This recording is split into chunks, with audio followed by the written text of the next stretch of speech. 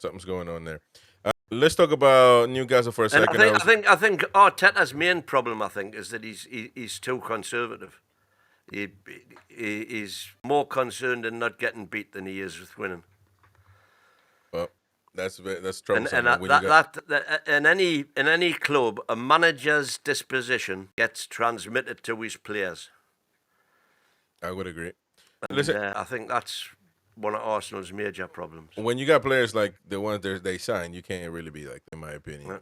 You've got to say, go and do your stuff. The story, do you think Newcastle can compete having 2 games a week, UCL, Premier League this time around? More, actually, Carabao Cup, FA Cup, and all that stuff. But at this moment, I think the amount of games is not going to be good for us because we haven't implemented. I completely agree. It's the same with any team that gets into Europe with a small squad, which is what we have got. So I'll answer that question better on the 2nd of September when we see who we've brought in. And that applies to every club. You know, you can judge it when the window is shut and, right, this is what we're going with.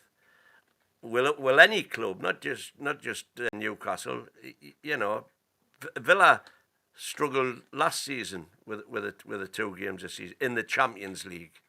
Chelsea were able to rotate their full squad virtually for the Conference League games till the very later stages. You can't do that in the Champions League. Because if you do that in the Champions League, you'll not get through to the next round.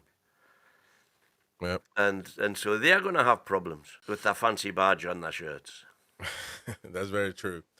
And speaking of Liverpool and Newcastle, Transfer News Lives and via TalkSport are announcing that Liverpool could go back in for Newcastle United's Anthony Gordon if they cash in on Luis Diaz this summer. And Luis Diaz has been linked to, well, Bayern Munich wanted him. I don't think he said he wants to go to Spain. So I don't know. I think if Liverpool were to come in for Anthony Gordon, I think we would probably let him go.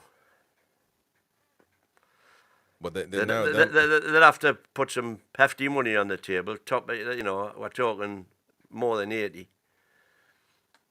What are you saying? Like well, yeah, I think 85.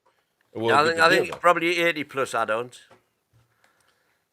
In a percentage. You know, he's a Liverpool fan. He would relish going back to Merseyside. So you know, I couldn't really blame him if he did. I obviously want to keep him. I love him. I think he's fantastic. You don't necessarily think he's as good as I do. But again, it's you got to know where you are in the pecking order. However, we are in a position. He's signed to 2030. So if you want him, you're going to have to pay through the nose for him. Simple as. Yeah. I don't think it will happen, but they might be thinking about that. So we shall see, I guess. If they were really determined to get him, I could maybe foresee a player plus cash deal. If they were to give us, I don't know, say Gakpo and Elliott. Elliott's good. Well, Elliott apparently available for 35. The problem with Harvey Elliott is it's World Cup year, so he wants to get into that England team for the World Cup. And I think he's good enough to get into that England team for the World Cup. But to do that, to get selected, he's got to be playing football every week. Mm-hmm. And if he comes to Newcastle, he's not going to be playing football every week. He's not going to be playing football every week at Liverpool. So he'll be wanting to move to somewhere where he's a guaranteed first-team starter. No ifs or buts. That's the way I see Harvey Elliott. If I was him, that's certainly what I would be thinking. I would rather go to a lesser team where, apart from anything else, I'll be able to shine brighter. And but the team has to do something. You can't just go to any team and then expect because there's always a good player and a bad team.